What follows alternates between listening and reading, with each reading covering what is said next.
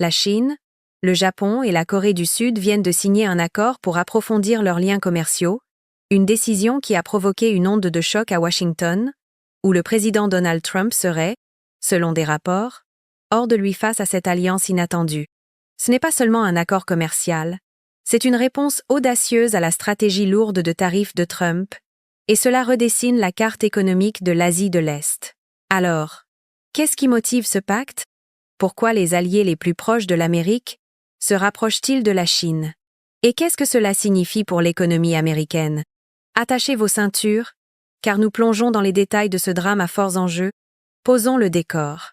Le 30 mars 2025, les ministres du commerce de la Chine, du Japon et de la Corée du Sud se sont réunis à Séoul pour leur premier dialogue économique depuis 5 ans. Le résultat? Un engagement à renforcer les liens de libre-échange et à promouvoir un accord de libre-échange trilatéral, ALEE, qui stagne depuis 2012. Ce n'est pas qu'une poignée de main, c'est un pivot stratégique.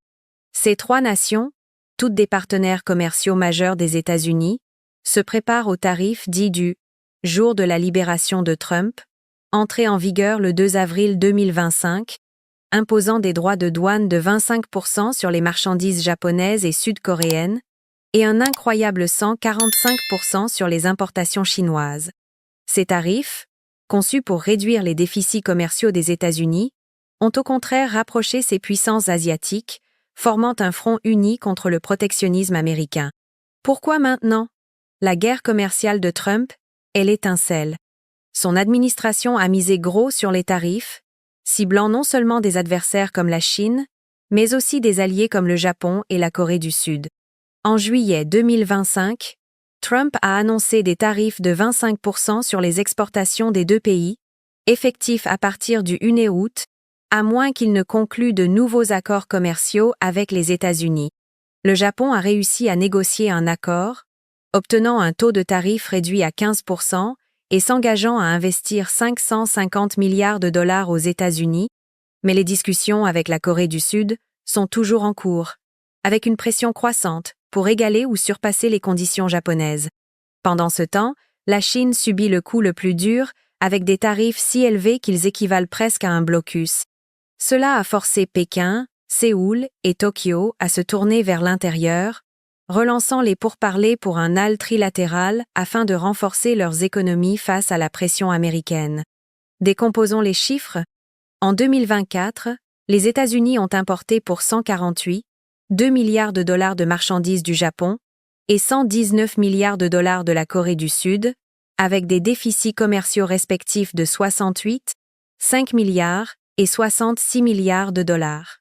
L'excédent commercial de la Chine avec les États-Unis est encore plus important, atteignant 279 milliards de dollars. Ces 3 économies sont des géants, et leur décision de renforcer leurs liens est une réponse directe aux politiques commerciales agressives de Trump.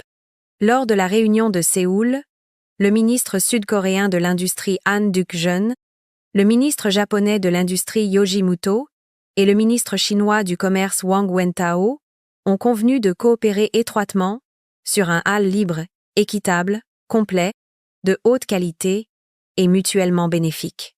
Ils se sont également engagés à renforcer les chaînes d'approvisionnement, le Japon et la Corée du Sud visant les matières premières chinoises pour les semi-conducteurs, tandis que la Chine recherche des produits de puce de ses voisins.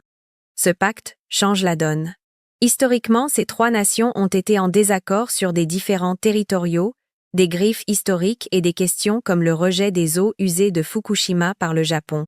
Pourtant, les tarifs de Trump les ont forcés à mettre de côté leurs différends pour se concentrer sur la survie économique. L'ALE trilatéral, s'il se concrétise, pourrait créer l'une des plus grandes zones de libre-échange au monde, rivalisant avec le Partenariat économique régional global, RCEP, auquel les 3 participent déjà. Pour le contexte, le RCEP couvre 15 nations de la région Asie-Pacifique et représente 30% du PIB mondial. Un ALE entre la Chine, le Japon et la Corée du Sud amplifierait leur influence économique, marginalisant potentiellement les États-Unis dans la dynamique commerciale régionale. Parlons maintenant de la réaction de Trump. Selon des rapports, il est furieux, percevant ce pacte comme une trahison de 2 des alliés les plus proches de l'Amérique.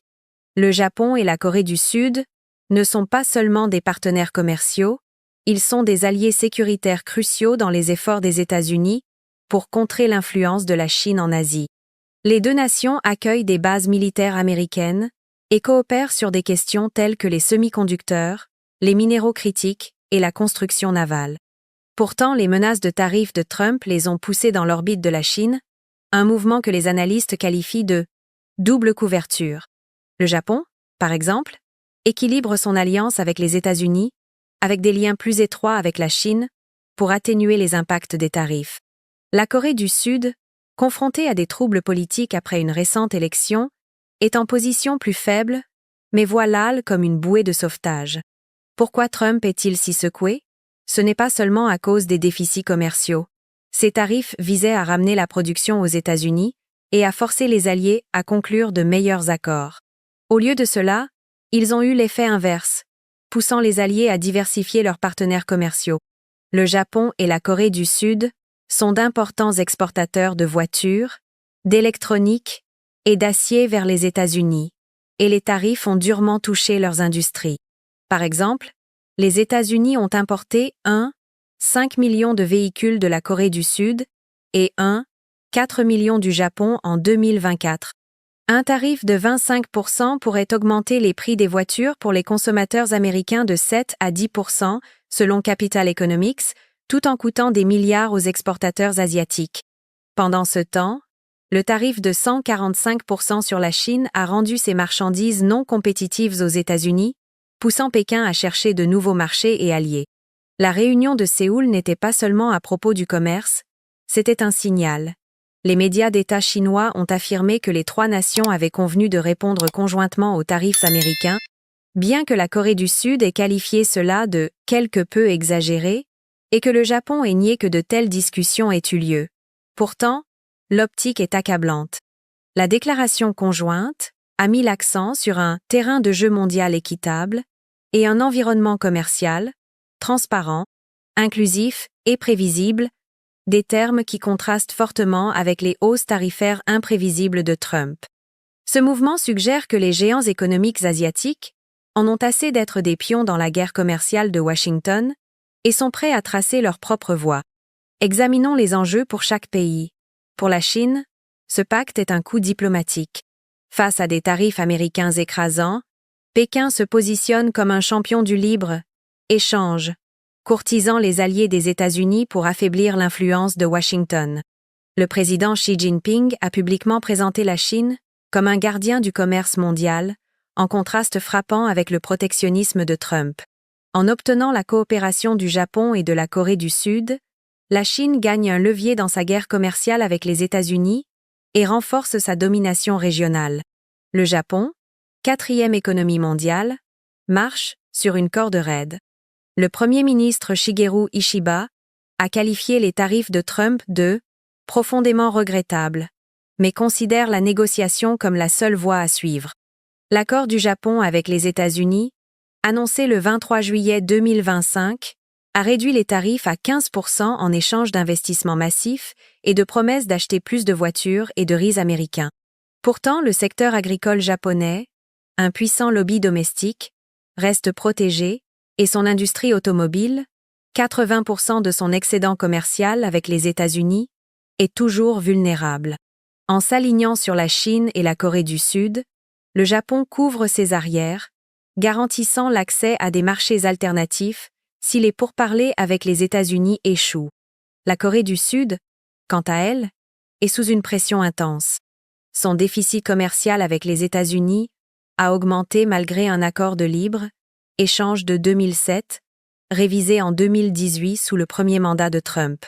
Avec les tarifs désormais en vigueur, la nouvelle administration sud-coréenne se démène pour négocier un accord d'ici le 1er août 2025 afin d'éviter des retombées économiques.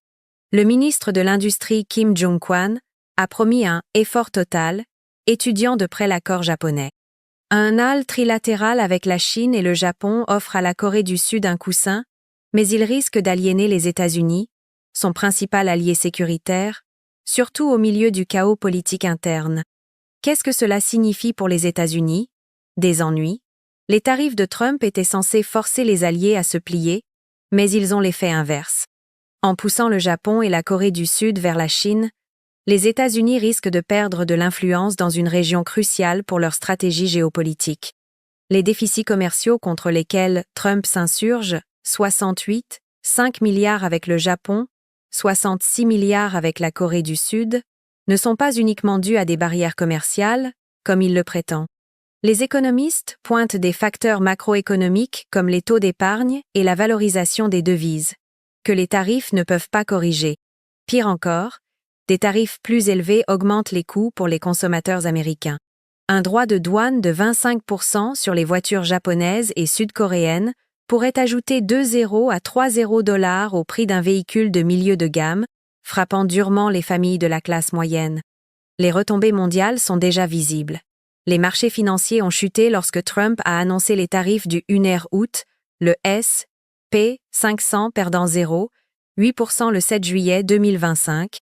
Les contrats à terme sur le cuivre américain ont bondi de 10% après des allusions à de nouveaux droits, signalant des répercussions économiques plus larges. Pendant ce temps, le Canada et l'UE observent de près, cette dernière évitant pour l'instant les tarifs mais préparant des mesures de rétorsion.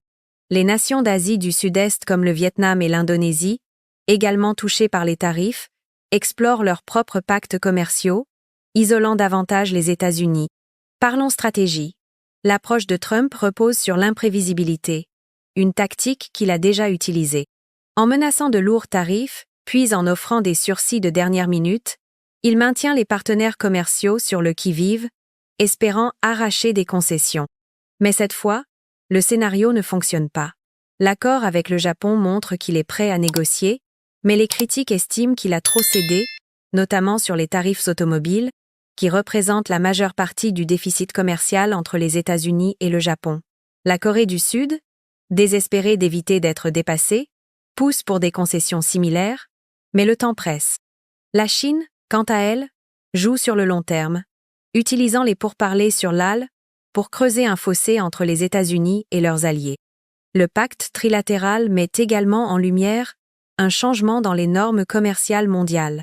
L'accent mis sur les chaînes d'approvisionnement vertes et propres, sans OGM, à faible empreinte carbone, traçables par blockchain, reflète une demande croissante de l'Europe et de l'Asie. Les États-Unis, avec leur forte dépendance aux cultures OGM et des normes environnementales laxistes, sont à la traîne.